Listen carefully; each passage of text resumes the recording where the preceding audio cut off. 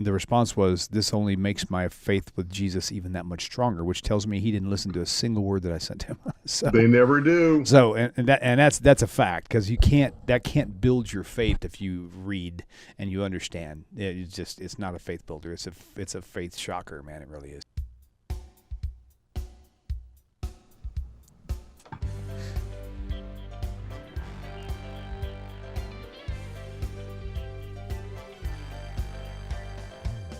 Welcome to TaNaCh Talk. I'm your host, William Hall, broadcasting live from Kingsland, Texas, USA, with another episode of TNT, Twisted New Testament, or I'm getting my books all mixed up. Judaism and Christianity, a contrast, with Rabbi Stuart the Man Federow. Welcome back. How are you?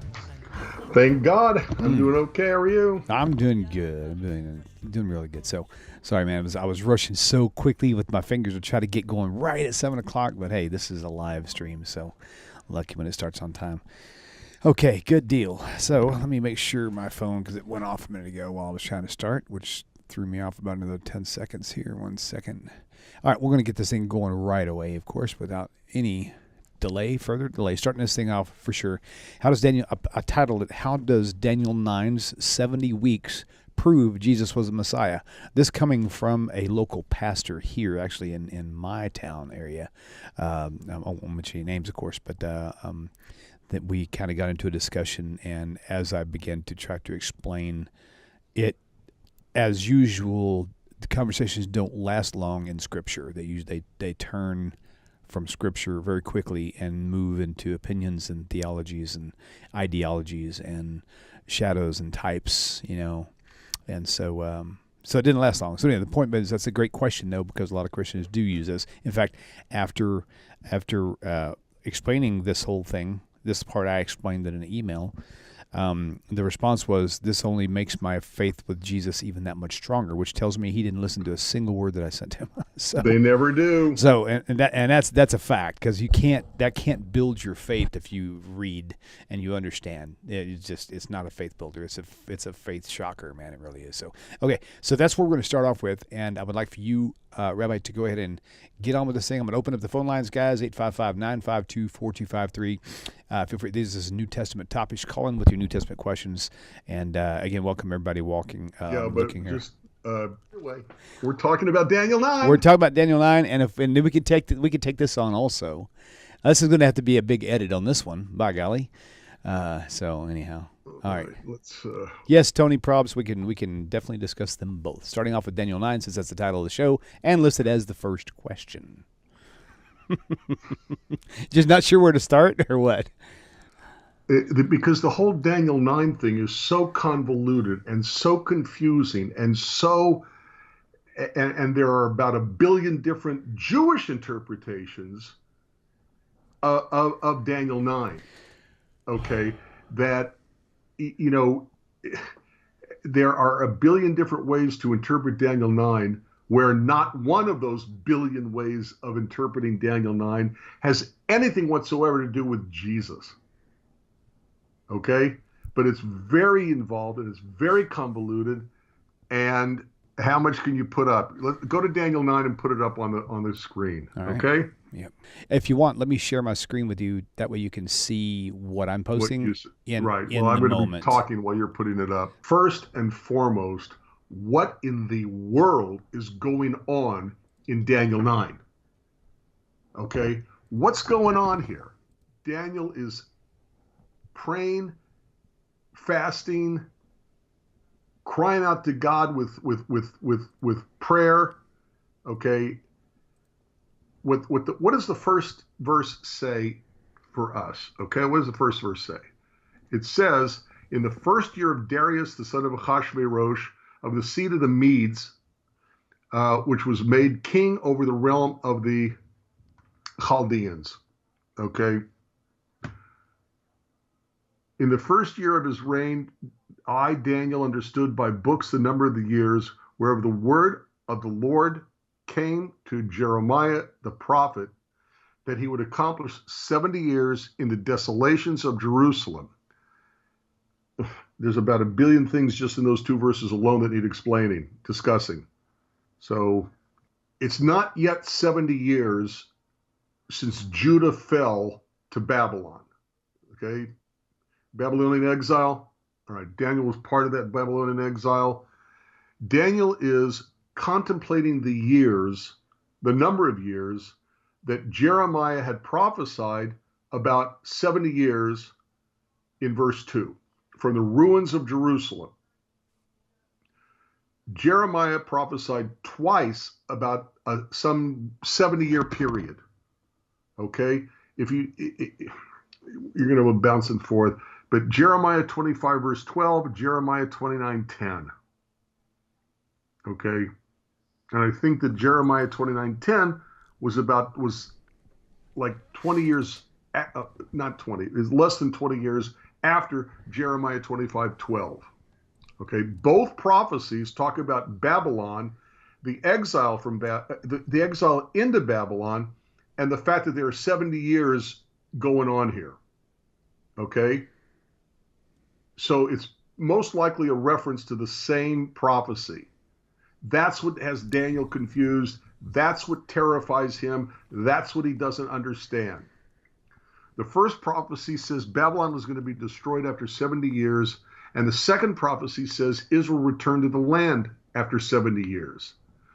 So Daniel's approaching 70 years after the first prophecy. Babylon's gone. Babylon fell to the Persians. Okay? So does that mean that Israel is going to be returning to the land any minute? So why is he worried? What's he upset about? What's scaring him? Okay? God swore in the Torah an oath, okay, because in Leviticus 26 verse 18, it says that God will punish Israel 7 times for her sins because Israel has not returned to God even in exile. Daniel 9:13-14. Okay, I hope you're following me here. It's coming to the end of the 70-year cycle, the 70-year of the prophecy, okay? But he knows in the back of his mind about Leviticus 26:18, where it says that God's going to punish Israel 7 times for her sins because Israel has not returned to God in exile. Okay? Why were the Jews in exile in the first place? Because 2 Chronicles tells us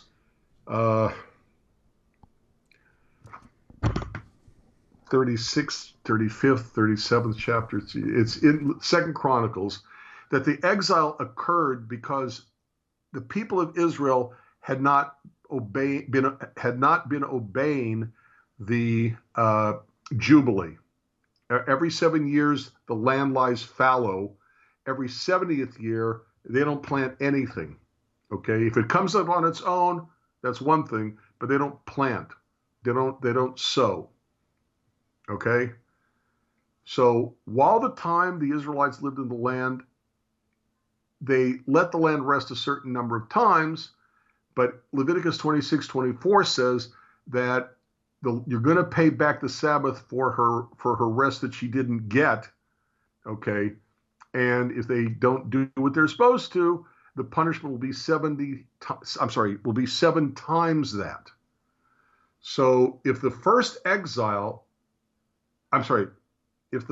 curse in Jeremiah is that they're going to have a 70-year issue, 69 of those first 70 years are almost done.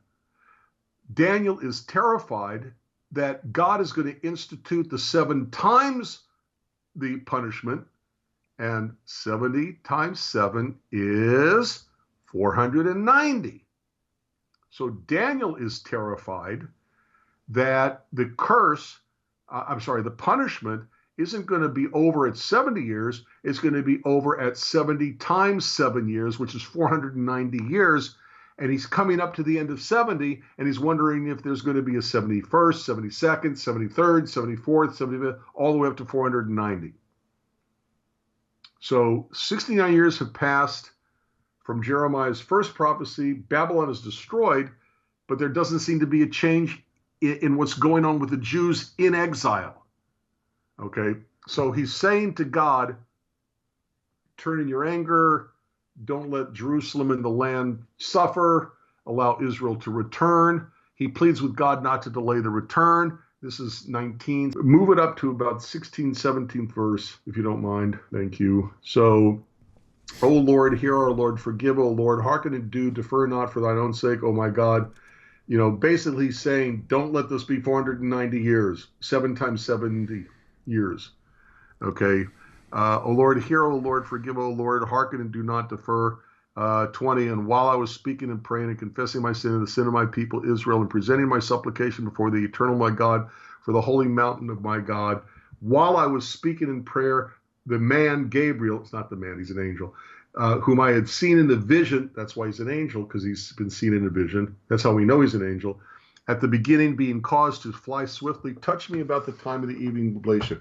Remember something, Daniel is not in the book of prophets. He is in the Ketuvim, the writings. He was never considered a prophet. Why was Daniel not considered a prophet? Because he didn't understand the thing that he was shown. He always had to appeal to Gabriel or an angel to explain what's going on. Okay? Prophets, they have the Ruach HaKodesh, the spirit of holiness, which means the ability to receive and understand revelation from God, not Holy Ghost, not Holy Spirit, spirit of holiness. Read your Bible, okay? All right, so what is Gabriel telling Daniel at this point? He's telling him that, in fact, the punishment has been increased sevenfold from 70 years to 70 times 7 years. 490 years of punishment have been decreed against Israel. That's 24th verse. Furthermore, although Israel can return to the land because her Sabbaths have then been paid for, they can rebuild Jerusalem. They're going to live through troubled times. Okay? It's kind of like a little bit of mercy from God. You're supposed to be punished for 490 years, but at the end of 70, I'm going to let you go back, which is what happened under Cyrus of Persia. Okay? 70 years, not 490. Or I'm going to let you go back, but you're still going to have problems, and that's part of the punishment you're getting for 490 years. Okay, so that is the background of what's going on with Daniel in the 9th chapter. Okay, so the functioning verses that Christians always pick up on is actually coming from Daniel chapter 9, verse 25 to 26, and can you move it? Yeah, okay. So 25 and 26. Oh, God, I hate these translations, even Jewish ones.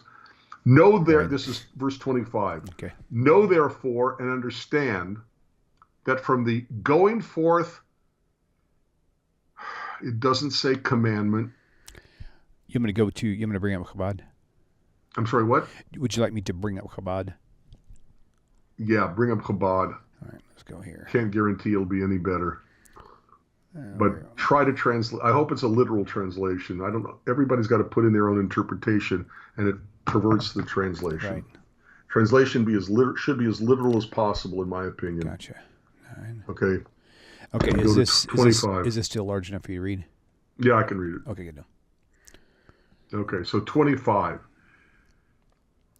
Thank you. Okay. And you shall know and understand that from the going out of, not emerging. Emerging sounds like it's coming out of a bottle. From the going out of the word, in very significant meaning there, to restore and rebuild Jerusalem till the anointed king shall be 7 weeks, and for 62 weeks it will return and be built street and moat, but in troubled times. Before we started talking about this and got confused about our topic, William said, okay, that in biblical numbering, nobody says, if they say 70, they might say 50 years and 20. Or if they're going to say 130, like Esther, 127 provinces, 120 and 7. All base 10, yeah. Okay, all base 10. Yeah. All of a sudden here in Daniel chapter 25, Daniel chapter 9, verse 25, it says 7 weeks and 62 weeks. Instead of 60 and instead of 130 and 2, it ended up being 70 and then 62 62. Right. They don't say 62. They say 60 and 2, right? Or Right. something like that. Yeah. So Right. anyway. And so there has to be an explicit significance of 7 weeks on one hand, 62 weeks on the other. So I Okay? confused. I said a few things confusing when I said that. I knew what I was thinking, but it didn't actually come out right. So my thought was, here it's 7 weeks, and then 62 weeks. Well, these have to be separate events. Otherwise, if they were added together, it would be 7. It would have ended up being 7 and 62 would be 69. So it would be. Right. It would say because 60. he's already coming to the 69th Yeah. year. It would actually say here 60 and 9 weeks, not 7 weeks and then 62 weeks. Right. So it's totally it cannot be the same event for that very reason. There's got to be a reason why it's split that weird way. Right on. Okay. So, know therefore and comprehend that from the going out of the word, the emergence of the word, okay, always go to the Hebrew. What does it say? What verse? Sorry. The same verse, 25, 26. Oh, okay, gotcha. Okay. What does it say in the Hebrew? It says Motzah Davar. Right. Motzah, emerging, going out. Right. Davar, thing, word. So it's the going out, the emerging of a word. What word? Not commandment. What's going out? Where's it emerging from? It's interesting why they said that. Why in King James it says commandment. I don't know where they get commanded out of the word davar. Yeah, it would be, yeah. A davar can be a thing, it can be an object, it can be but it translated as word. And by the way, what do we call the last book of the Torah? Devarim. Mm-hmm. Okay. All right. So what is the word and where or from whom does it go out? Okay. So let's take a look again. You have to take a look 2 verses before this, before 25, 26. Okay. And you're going to see what it's talking about. Okay. Are you back? I'm back. Sorry. Okay. Do me a favor. Okay. And what's on the screen, keep 25, 26, get rid of 27, and move up to 23. In verse 23, you can see in the first line, in the beginning of your supplications, a word came forth. Okay? You have the same root, the same in the Hebrew, okay, motzah davar, and in the 23rd verse, it says yatzah davar. Right. Okay. I see it. Thank you. That's what I wanted. Got it. Okay. And it's the same root. What word came forth from whom for what? All right. Gabriel is saying that at the beginning of Daniel's prayers, Yatzah Davar, and he has come to understand it, to relate it, to explain it. For those, if you're not familiar, Motzah is the same as Yatzah, and Davar is the same. Okay?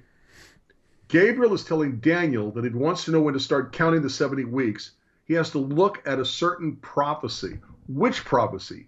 Gabriel goes to Motzah Davar LaHashiv, the emergence of the word to return. Daniel is thinking about the prophecies of Jeremiah 25:12, 18 years before Jeremiah 29:10. We already talked about that. Okay. The second prophecy mentions this is concerning a word, Devari, of God to return Lahashiv to Jerusalem. So that's the year, in my opinion, that Daniel is supposed to start counting. The oath is not to add sevenfold the original punishment, but to increase the original punishment sevenfold. So the 70 weeks begin at the same time as the 70 years of exile. Okay. To build Jerusalem until an anointed prince will be 7 weeks, And note, by the way, the Hebrew does not say the anointed prince. Okay.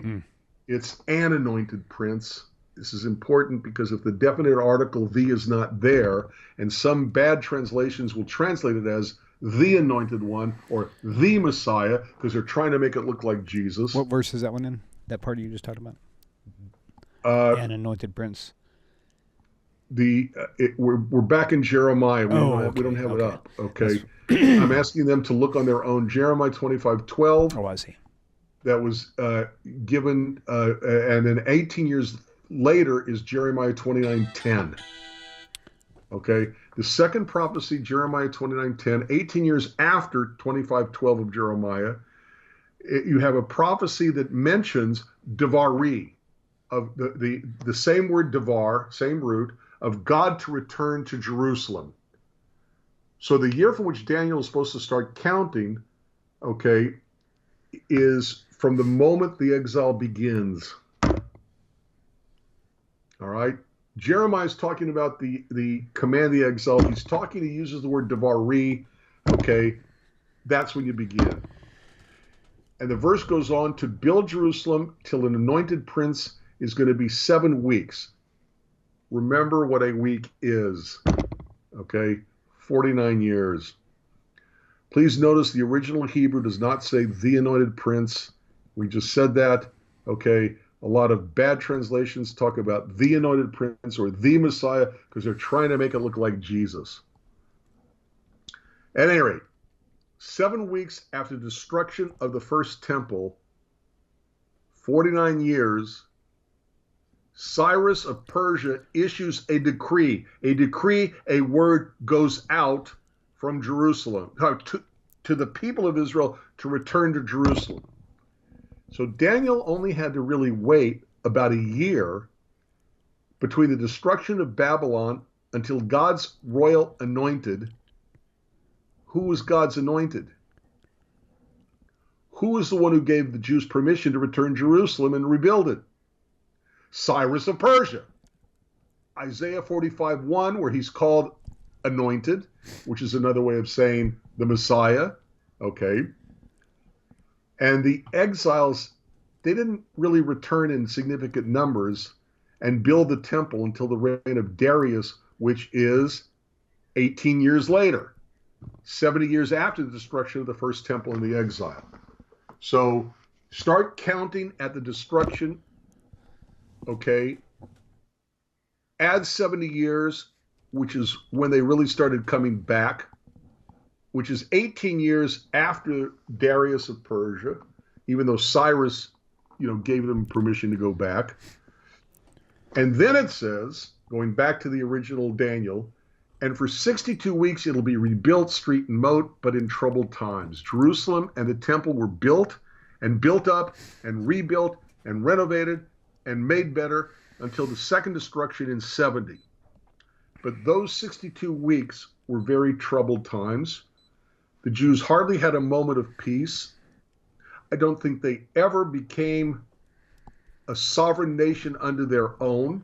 They were always under the thumb of other nations, except for a very short time under the Maccabees. And boy, that was a problem. Okay. So they really, even though they did rebuilding and renovating everything else, there was a lot of destruction raging around. All right. After the 62 weeks, an anointed one will be cut off and there will be nothing to him. 3 types of people get called anointed. 3 types of people get called Moshiach, which means anointed. They were a Messiah. They were not the Messiah. Who gets anointed and what does anointed mean? Anointed means picked by God to do a certain job. Prophets were anointed, priests were anointed, and either the high priest or a prophet anointed a person to be king. So kings, priests, and prophets were anointed. At the time of the destruction of the temple, there were no kings, there were no prophets. Who else is left that were anointed except priests? Who were the priests that were cut off? Why were they cut off? Because the temple fell, they were cut off from their position. Doesn't mean they were dead or died on the cross. And who was that group that was cut off that had their position of power in the temple in the year 70? The Sadducees. Okay? Sadducees, they were under the thumb of Rome, in cahoots with Rome. And we've said this repeatedly, that, even if you weren't part of the Kohanim, a descendant of Aaron, a priestly group, if you paid enough money to Rome, they'd make you the high priest. So very corrupt, okay? But the temple was their power base, and without their power base of the temple, okay, they had nothing. They had no power. They were not significant. So when the verse says "ein lo," which means nothing to him. What verse? 26. Oh, okay. Okay. The words are "ein lo," nothing to him. He's got nothing. He has no possession. Okay. But here it's translated as "he will be no more." Not what it's not a good translation. Even I always have objections even to Jewish translations. Thank you. The "ein lo," there's nothing to him. He possesses nothing. Right. Okay. Nothing remains of the Sadducees. Nothing they wrote survives. Only Josephus talks about them, but that is like a history lesson of who they were. And what does he say about the Sadducees? They didn't believe in resurrection. That was one of the main things that contrasted the Pharisees with the Sadducees. But nothing of them survives to this day. Okay. And by the way, if Josephus didn't write about the Sadducees, what would we even know about them? So not a good thing with their name. The Talmud, Josephus, the New Testament, the Dead Sea Scrolls, all write about what was bad about the Sadducees. And after the destruction of the temple, they're never heard from again. Why? Ein lo. The city and the sanctuary will be destroyed by the people of the prince who comes, but his end shall come like a flood until the end of war desolation is decreed. So after the 62 weeks, two things are supposed to happen. An anointed one will be cut off, and the city and the sanctuary will be destroyed. By the way, Jesus was dead and buried about the year 33. The temple was destroyed about the year 70. Okay. Jesus is irrelevant to this whole conversation. All right. So he will strengthen a covenant with the great ones 1 week, and for half of the week he shall abolish the sacrifice and offering. 7 years before the destruction of the temple, the last high priest was chosen by Rome. I told you, the high priest, being part of the Sadducees, was chosen by Rome based on who could give them the most amount of money. Matthias, the son of Theophilus, was instated by Agrippa. By the way, if you want to look this up, it's in Josephus' Antiquities. In order to be instated by the ruling authority, the high priest had to take an oath of loyalty to Rome, not to God, not to the people of Israel, not to the Jews, and offer sacrifices and prayers for them according to Josephus in Antiquities. By the way, I'd also ask you to look at Ezra chapter 6, verse 10. Ezra chapter 6, verse 10. But the text tells us 3.5 years later, sacrifices and offerings for Rome ceased. Again, Josephus, this time instead of the book called Antiquities of his, it's called War of the Jews. Florus stole from the temple treasury. Okay? So the Jewish position is that the word going out is of the destruction of the temple. 70 years they're going to be in exile, even though they're going to come back from his 70 years. Okay, they got 490 years to worry about, but it starts with the destruction of the temple, Yetzah Hadavar. And even though they're back in their homeland after the 70 years, okay, the following period of time of 62 weeks, they ain't going to have a good time. I think I covered it all. We could end there. there's still more to talk about. I don't feel comfortable with any of this because it's so convoluted and so complicated that unless you have a specific list of quotations that you can keep referring back to, I see. Right. Okay, it becomes difficult. Right. I think in my opinion, I think just understanding the base 10 counting system alone debunks Christianity just right off the bat. Right. Tells you that there's got to be some separation between the 62 weeks, the 7 weeks, the 3.5 years. Right. Okay. Right. So.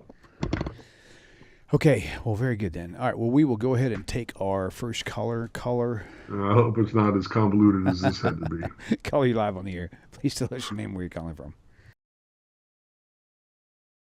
My dear friends, hope this message finds you well. If you like the way this channel is going, and the channel has been a blessing to you, please consider supporting the channel by going to the website, TaNaChTalk.com, TaNaChTalk.com. Thank you once again for your time and for supporting TaNaCh Talk. Shalom. It's the Madman. I'm calling from Binghamton, New York. Mark, welcome back, Mark. Go ahead with your question. All right, I've done some serious thinking on this, but before I ask the question, I want to say happy belated veterans on Veterans Day. Without you, this country would not be as good as it is. Right on. Okay. Right on. Thank you. With the question in hand, did Jesus really walk on water? That defies the law of gravity and science altogether. Even the great magicians of today wouldn't be able to do that. So how could he do it? Were the disciples, smoking that funny stuff on the boat and started hallucinating? Maybe what they saw was a vision. Who knows, right? I have a response to that. That's what we want to hear. Although I don't think it's going to be very satisfying to you. That's all right. Mark, go ahead and hang them down to you for your answer, brother. We'll free up the phone lines, okay? Thank you for your call. Sure. Okay, take care. All right, go right ahead. My answer is it's a miracle made-up story. It never happened. Jesus never walked on water, but it's one of the stories they make up of Jesus performing a miracle to give him credibility as being God, because that's how they want to portray him. Mm-hmm. Yep. And by the way, another point I'd like to make, which is the part that I don't think you're going to particularly like, it's not my circus. I don't have to explain supposed miracles that Jesus did in the Christian's New Testament.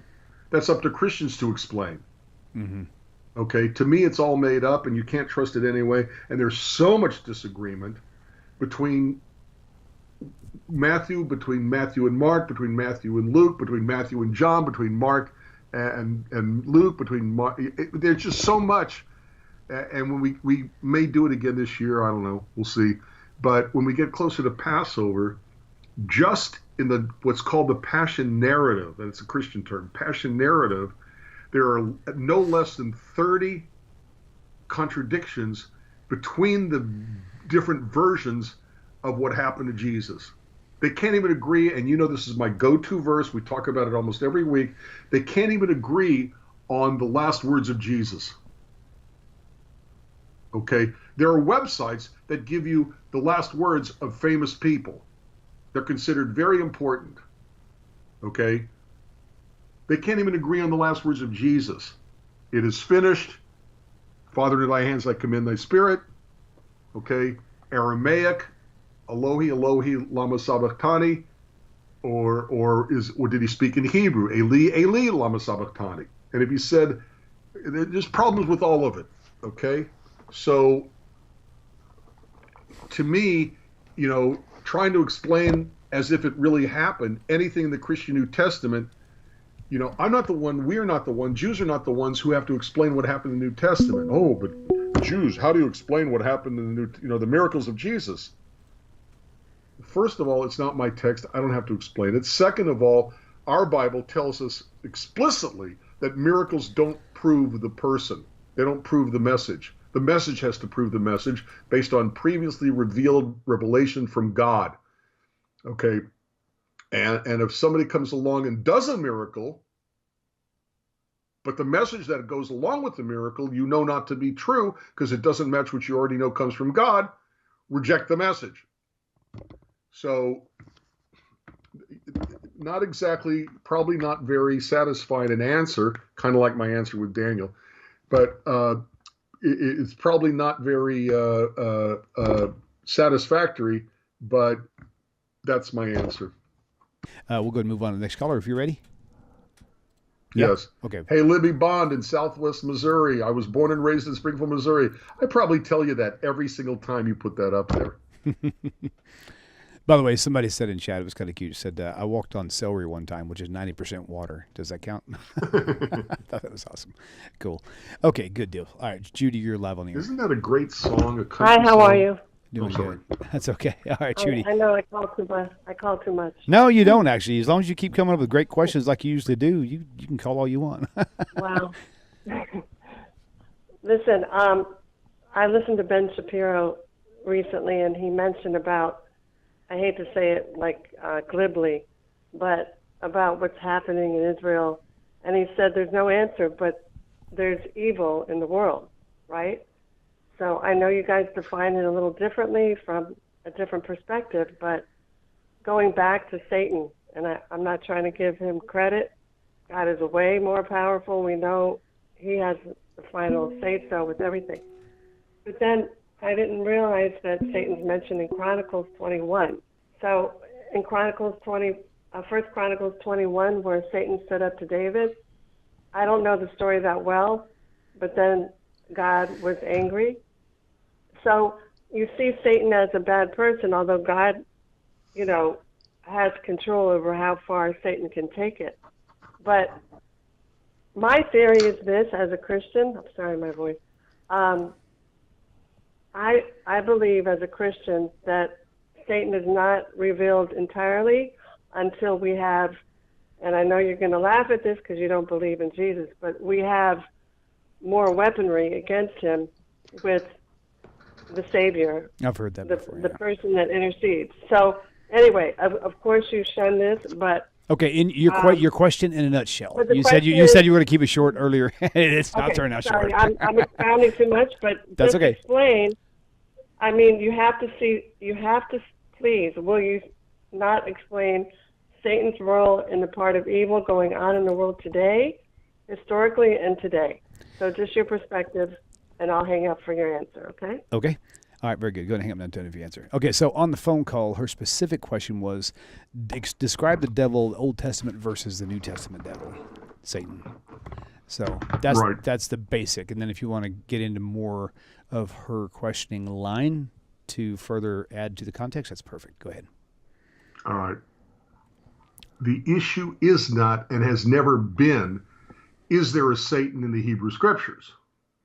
Of course there's a Satan in the Hebrew Scriptures. But how we Jews, Judaism, the Bible, understands the purpose, function, job description, whatever you want to call it, of the Satan is not at all how Christianity understands who the devil is. And even though they use devil and Satan interchangeably, let's say devil for Christian concept and the Satan for the Jewish concept. And the Christian concept of the devil is completely different from the biblical description of the Satan. Of course, the Satan is mentioned in various places in the Scripture, not nearly as often as he's mentioned in the New Testament, by the way. Okay, but to say nobody ever said that he's not in the Hebrew Scriptures, but what he does and what he's supposed to do and who he is and all that is a radically different viewpoint of the Satan by Judaism than of Christianity of the devil. So you got to remember that. I think there's a maximum of like 4, maybe 5 times where the Satan is discussed at all anywhere in the Hebrew Scriptures. And I have no idea how many times, but it's a lot more often than 4 or 5 times, is the devil discussed in the Christian New Testament. Much more of a evil entity that fights against God over human souls. Okay. I have a lot of problems with that statement. Okay, just real quick. The earth is the Lord's and the fullness thereof, and they that dwell therein. All souls are mine, saith the Eternal. Repeatedly, we are told, we know that the soul doesn't belong to us. How do you sell something to someone else that you don't own? How can I sell my soul to the devil if I don't even own my soul, because God owns it, and at my death, God gets it back? He's lent it to us. If I don't own it, I can't sell it. So it's the whole concept of selling something you don't own, like the soul, and selling it to the devil who works against God for souls to get people to sell their soul to the devil is beyond me. Okay, or the idea that the Satan got thrown out of heaven. How do you have evil in heaven? If the angels, at least as Judaism understands it, the Bible understands it, the angels have to do the will of God. They don't have a will of their own. How can they rebel? That's going against the will of God. Just weird, okay? Anything that even remotely conflicts with the idea of God being one, absolute monotheism, is going to be rejected outright because it precludes true, pure, unadulterated monotheism. And the idea that there's a God in heaven who fights against a God of the underworld or a God of hell, that's not monotheism. Truth be told, 2 Chronicles chapter 4, verse 4, explicitly calls the devil the God of this world and uses the same word theos as the word for God in the same verse. So God is theos, but the devil is theos. That's not monotheism. That's two gods. Okay, not even talking about the Trinity, but okay. All right. Notice that there are plenty of other religions in the ancient world that had this duality, this dual nature of deity. Okay, you have Zeus, you have Hades, or the Roman equivalent, Jupiter and Pluto. Okay, the Norse gods of Odin and Loki, Mesopotamian gods of Marduk and Tiamat, Zoroastrian, we just talked about, I don't know how many minutes ago, Ahura Mazda and Angra Mainyu, okay? And of course, the Christian duality, that's not monotheism, of God and devil, okay? Luke chapter 10, 18, I beheld Satan as lightning that fell from heaven. Or Revelations 12:9, the great dragon was cast out, that old serpent called the devil and Satan, which deceives the whole world. He was cast out into the earth, and his angels were cast out with him. Where does that come from? Okay, it comes from Mesopotamian. We'll get to it later. All right. Christians will point to Isaiah. Okay, and they'll take a look at Isaiah 14. It explicitly says it's talking about the human king of Babylon. The first verse there, 4, okay, that you shall take up this proverb against who? Against the king of Babylon, and say, how is the oppressor ceased, the golden city ceased, the Eternal has broken the staff of the wicked and the scepter of the rulers. What's this talking about? It's talking about the defeat of the king of Babylon, okay, who smote the people in wrath with a continual stroke. He that ruled the nations in anger is persecuted, and none hinders. The whole earth is at rest and is quiet. Why? Because the king of Babylon has been defeated. Okay, they break forth into singing. Yea, the fir trees rejoice, and the cedars of Lebanon, saying, since you are laid down, no fellow has come up against us. Sheol from beneath is moved for you to meet you at your coming. Sheol is not hell. Sheol is the afterlife, the place that the souls go to, not to be punished. Okay, real quick, remember how Saul conjured up the soul of Saul conjured up the soul of Samuel the prophet, and the first thing that Samuel the prophet says to Saul is, why are you bothering me? Not, oh, thank you for getting me out of that torture even for a few minutes. He says, why are you bothering me? Okay. Sheol, not hell, from beneath is moved for you to meet you at your coming. So the king of Babylon's dead, and the afterlife opens up for him to come in. It stirs up the dead for you, even all the chief ones of the earth. It has raised up from their thrones all the kings of the nations. All they shall speak and say unto you, are you become as weak as us? Remember, they're talking to the king of Babylon. Have you become like us? Your pomp is brought down to the grave. The noise of your vials, the worm is spread under you, and the worms cover you. That means just like everybody else, you know better than everybody else, even though you thought you were king, thought you were God. We'll get to that. Okay. How are you fallen from heaven, O Lucifer, the son of morning? What does that refer to? Lucifer is Greek or Latin, I forgot which, and it means the morning star. What happens with the morning star? The morning star is the last star in the sky, okay? And that means the sun's coming up on the east, and on the west you have Lucifer, which is actually Venus. And as the sun comes up this way, Venus goes below the horizon, literally looking like it's coming into the earth because it's going beneath the horizon, okay? How art thou fallen from heaven, O Lucifer, son of the morning? How art thou cut down to the ground, which did weaken the nations? For you have said in your heart, I will ascend into heaven. I will exalt my throne above the stars of God. I will sit also upon the mount of the congregation in the sides of the north. I will ascend above the heights of the clouds. I will be like the Most High. This is a king of flesh and blood, the king of Babylon, who's saying he's more superior to God. And what happens in those instances? They get squashed like bugs. So the biblical text itself is saying that this passage that Christians will say is really all about the devil, is really about the king of Babylon, who raised himself up to be like God. Okay? Imagine that, a human who thinks he's God. Okay. The text also compares the king of Babylon to Lucifer, who fell from the sky. Lucifer is light bearer, and it means the morning. It's a reference to the morning star, which is Venus. Okay, and if you take a look at the same term, 2 Peter chapter 1, verse 19, 2 Peter chapter 1, verse 19, you'll see the word light bearer used exactly in this way, as meaning the morning star of Venus. No association to the devil, no association to a Satan. The biblical text from Isaiah is saying that the king of Babylon achieved greatness as a ruler, but just like any other falling star, he was brought low by his arrogance. Okay, if you take a look at the biblical character of the Satan, biblical means Hebrew scriptures, every time the word is used, almost every time it's used, it says Hasatan, the Satan. Anytime you have the article the in front of a word, it indicates like the rabbi, the reverend, the plumber. Okay, it's a title. You know who it's talking about.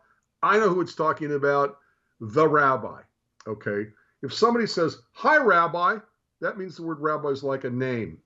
But if I'm talking to somebody about the rabbi, it's a title to a job description. Okay. The concept of the Satan, what's his job description? Why is he called the Satan? What is his job? Okay, Christians use the term devil and Satan synonymously. They think the devil has power and authority in and of himself, and he fights against God, as we said, over human souls. But the Bible, the Satan only has power granted by God. The Satan has to go to God to get permission to do whatever he does. No authority in and of himself. And by the way, at the beginning of the book of Job, he's wandering around heaven. He didn't get kicked out. And he's with the other angels because he himself is an angel who has a specific job or job title to do as the Satan. Okay? The Satan is only described in a few places in the Hebrew scriptures. In every instance, he's an angel who works for God, not against God, and has to get permission, as we just said, from God for everything he does. Chronicles, which is what she mentioned, Job, Psalms, and Zechariah are the only places where the Satan is even mentioned, because he's not that big a deal in Judaism. In each instance, the job description of Satan is to act like a prosecuting attorney or a DA, a district attorney, and accuse and show evidence in a court against the defendant of why he should be held guilty for whatever it is.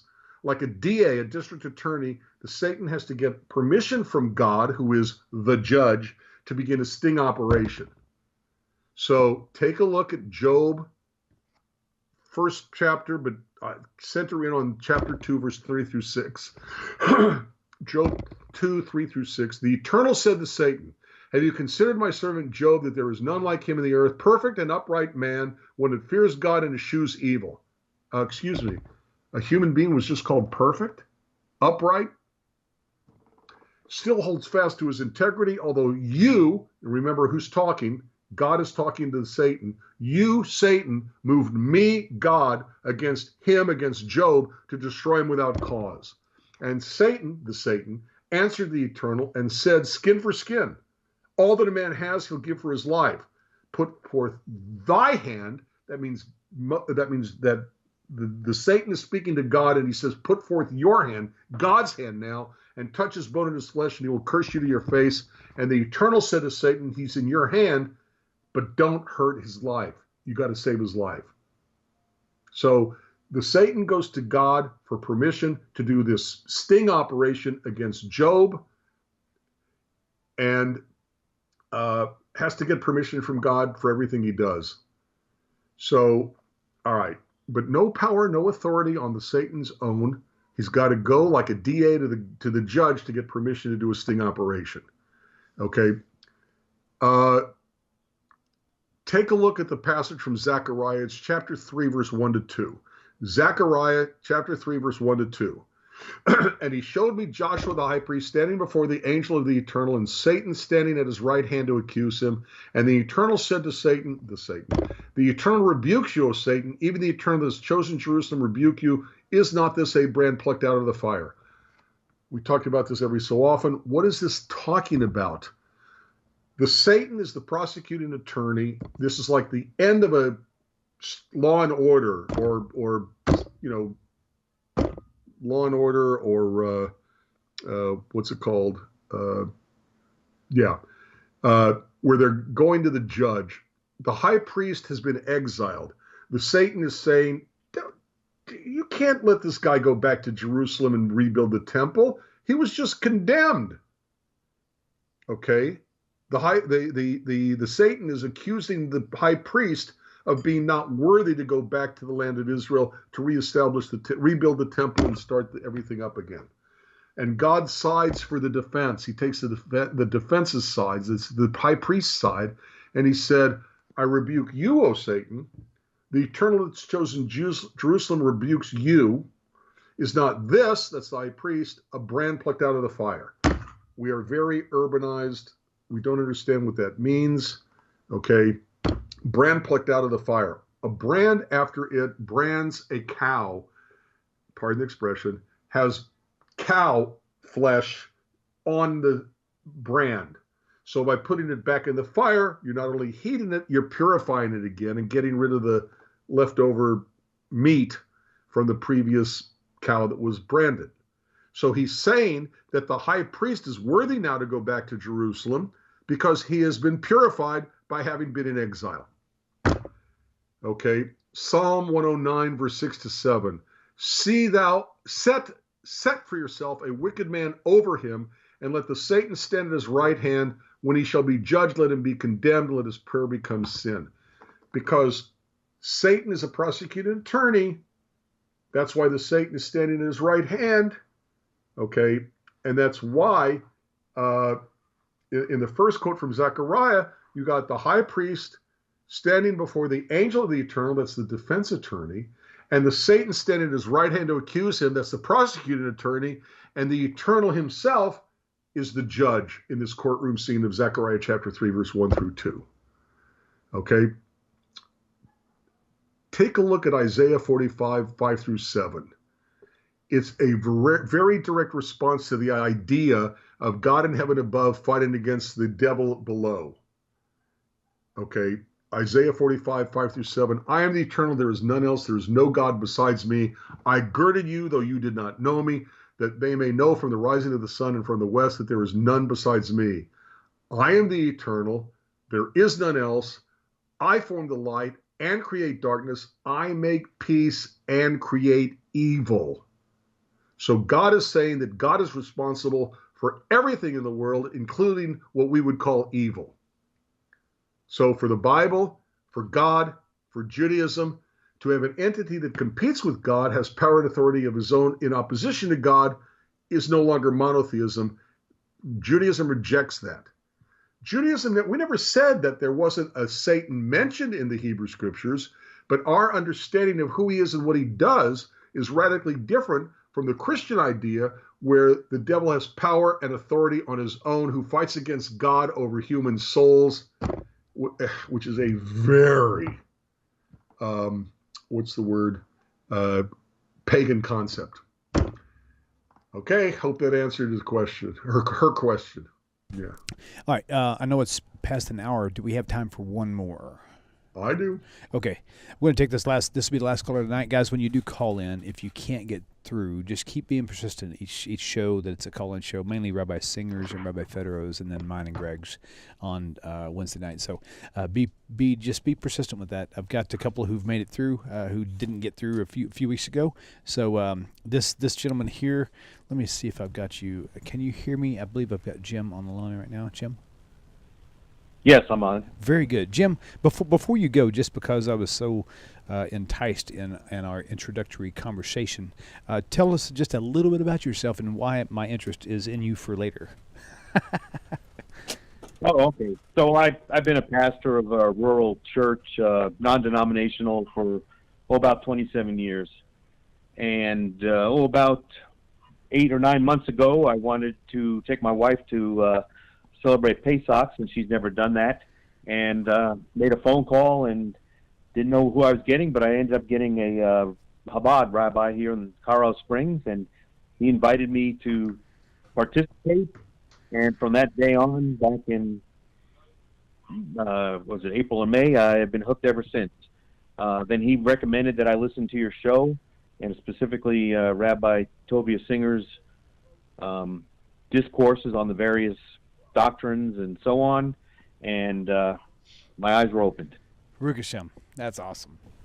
That's awesome. So just for the viewers out there, so be looking forward sometime in the next month or so. We're going to have a little testimonial with our newfound friend, Mr. Jim K.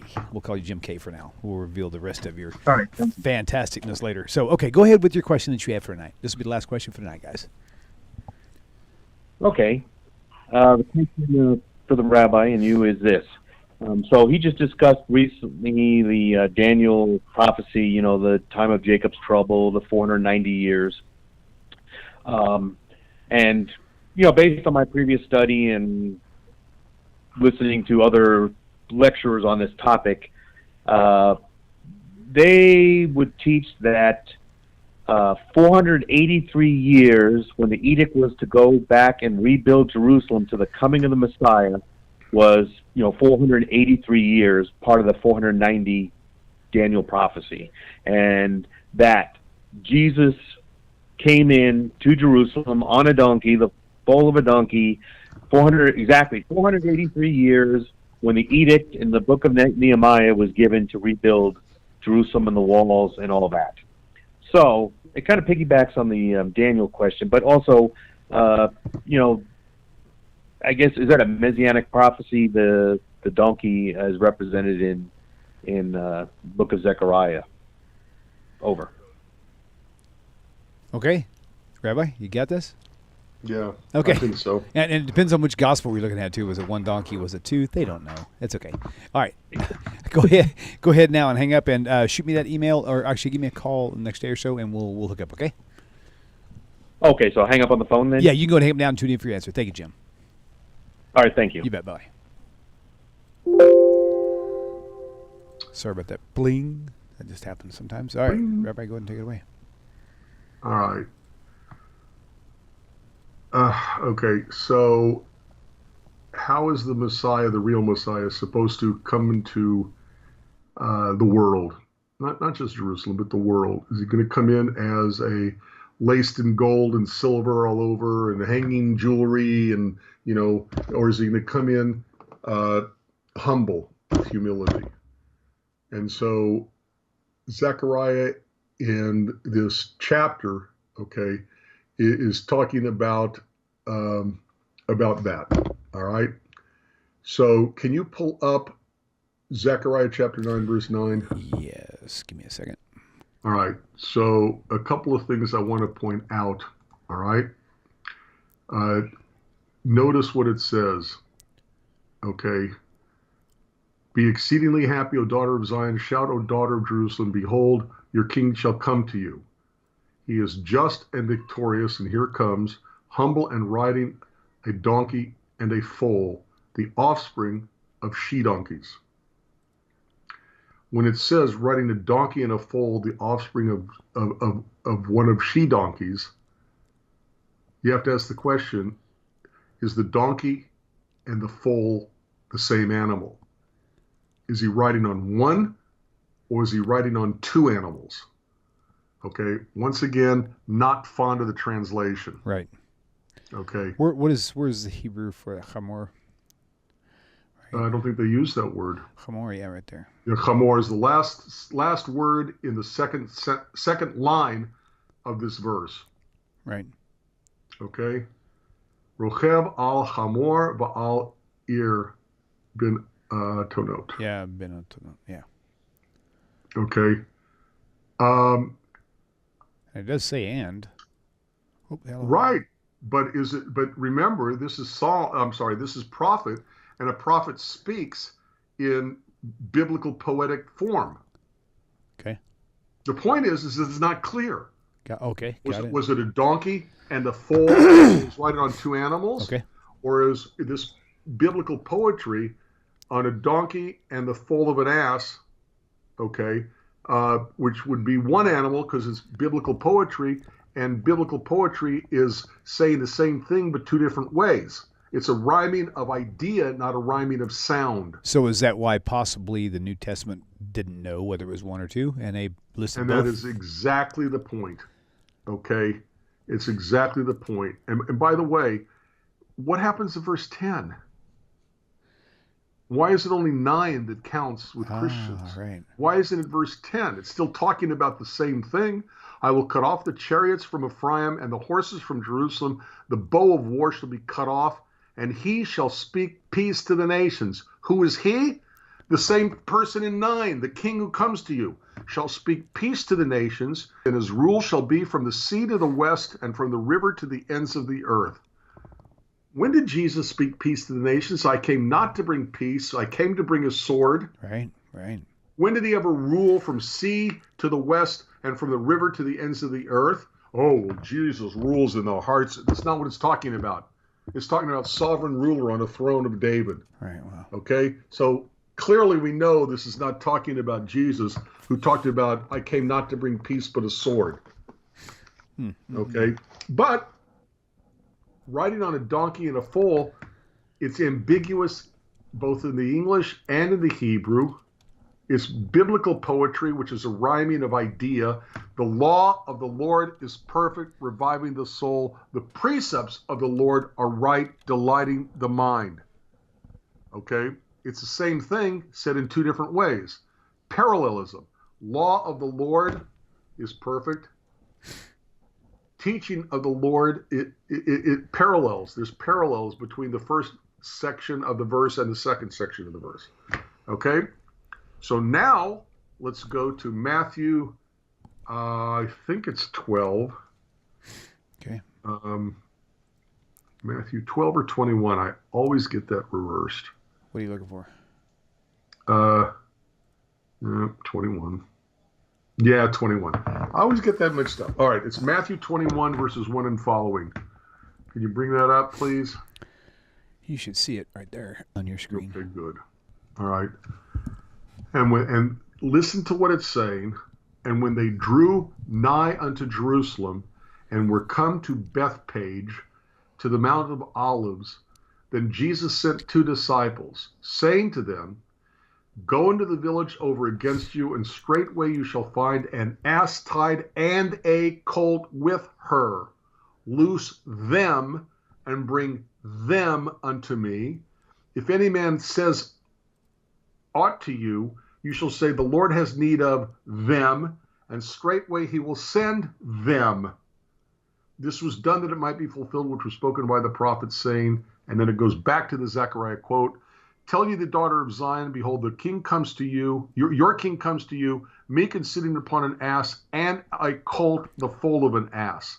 And the disciples went and did as Jesus commanded them. They brought the ass and the colt, and put on them their clothes, and they set him thereon. That's the whole story, the whole pericope. Okay. All right? Notice in every verse, it's a reference to two animals, not one. Notice that according to Matthew, the prophecy explicitly states there's supposed to be this person is supposed to be sitting on two animals. Now let's go to Mark. I think it's Mark. All right, that should be Mark 11. 11. Okay, so it's Mark 11. All right. It's talking about the same entry into Jerusalem. Mark chapter 11, verse 1. Keep in mind, Mark would have been the first. What? Mark would have been the first gospel, right? The first one written, yes. Yeah, okay. Okay. And when they came near unto Jerusalem, to Bethpage and Bethany, at the Mount of Olives, he sent forth two of his disciples, and said to them, go your way into the village over against you, and as soon as you have entered into it, you shall find a colt tied, whereon never man sat. Loosen him and bring him. If any man says to you, why do you do this? Say that the Lord has need of him, and straightway he will send him hither. And they went their way and found the colt tied by the door without, in a place where two ways meet, and they loosened him. And certain of them that stood there said to them, what are you doing loosening the colt? And they said to him, even as Jesus had commanded, and they let them go. And they brought the colt to Jesus, and cast their garments on him, and he sat upon him. And many spread their garments in the way, and others cut down branches, and goes on from there. The point is that according to the Mark version, there's only one animal. According to the Matthew version, which we already read, there were two animals. And I've seen Christians, well, by the angle, if one of them says that it was a young one, so he couldn't be seen behind the other. Right. Notice also that according to the Matthew version, this is a prophecy where they're supposed to come into Jerusalem on two animals. But according to Mark, Jesus only came into Jerusalem on one animal. So according to Mark, if Matthew's correct, the prophecy has got to be coming in on two animals. According to Mark, he didn't fulfill the prophecy. Mm-hmm. What's going on here? Clearly, Matthew misinterpreted the verse from Zechariah to mean two animals. He wrote his story about two animals. Mark understood the Zechariah quote to be talking about one animal. So he invented his version where he's only coming in on one animal. The point is that the story's made up. Matthew, Mark, Luke, and John were not eyewitnesses. They're going by what other people say. Mm-hmm. And when they don't have the facts, they make them up. Mm-hmm. So Matthew thought two animals. He wrote it about two animals. Mark thought it was one animal. He wrote about one animal. Mm-hmm. Is this a prophecy of the coming of the Messiah? I don't know. Is it? Well, let's just say this story would not hold up in court because they contradict each other. Not going to hold up in court. And the specific of verse 10 of Matthew, the specific of Zechariah 9:10 is that he's supposed to command peace to the nations. And Jesus said, I came not to bring peace, but I came to bring a sword, turn every man against his father, every daughter against her mother, every daughter-in-law against her mother-in-law, and I'm going to make your enemies of your own household. Nice guy, this Jesus. Yep. So even if you say that this is some sort of biblical prophecy about the coming of the actual Messiah, Jesus didn't do it, did he? Mm-mm. No, he sure did not. Right. So all right. Even if you call it a prophetic, a prophecy of the coming of the Messiah, didn't happen. Right. Yep. Well, there you go, folks. That is going to be a wrap. A nice long show tonight. Kind of compensate a little bit for missing our morning show with Rabbi Skobac this week. Guys, don't forget to click that like button. There's 121 viewers, 57 likes. The more likes you get, the more it helps the search algorithms for these types of videos. And then also, if you haven't seen it yet, Rabbi Federow has not only his book, Judaism and Christianity, A Contrast in 3 different languages, but he also has an amazing video out there for learning Hebrew. And I've been getting a lot William? Yes, sir. It'll probably hit 450,000 views tomorrow. That's amazing. That's amazing. 10 months, 45,000 average a month. That's amazing. That's really cool. So, guys, if you haven't seen it yet, it's Hebrew Jumpstart. Just go to HebrewJumpstart.com. and that's where you're going to find it. A Hebrew Jump Start. Just remember, Jumpstart in your car, HebrewJumpstart.com. And then your books, Rabbi, you got them handy? At least one of them? Yes. Okay, so in English, it's right here. Okay. Turn it sideways. Let's see how thick it is. It's not that thick. It's a very nice, easy reading book. Yeah. So Judaism and Christianity, a contrast. Okay, in English, I also have it in Spanish. Judaism and Christianity. Yep. Judaísmo y Cristianismo un contraste. Okay. But I also have it in Portuguese, Hebrew. Judaísmo e Cristianismo contraste. So you can see that it's actually slightly different. Portuguese. There you go. Three different translations, but the book is Judaism and Christianity Contrast. So very good. Yes. And guys, as always, if you guys find this channel helpful, please consider supporting TaNaCh Talk financially. That would be great. Appreciate you guys. Rabbi, thank you for your time, and I hope you all have a wonderful evening. And I really never feel comfortable doing Daniel 9. It's just so involved. So well, it seems I hope I helped some people understand. It seemed to me very thorough. So I think you're good. I think you're good. All right. Okay, guys, take care. Have a great night and rest of your week, and we'll see you next show will be Wednesday night. I'll try to have something out tomorrow night if possible, but look Wednesday night for Two Guys Exploring Christianity with Greg McBride. Take care, buddy. Shalom, shalom. Hello, my dear friends. Hope this message finds you well. If you like the way this channel is going, and the channel has been a blessing to you, please consider supporting the channel by going to the website, TaNaChTalk.com. TaNaChTalk.com. Thank you once again for your time and for supporting TaNaCh Talk. Shalom.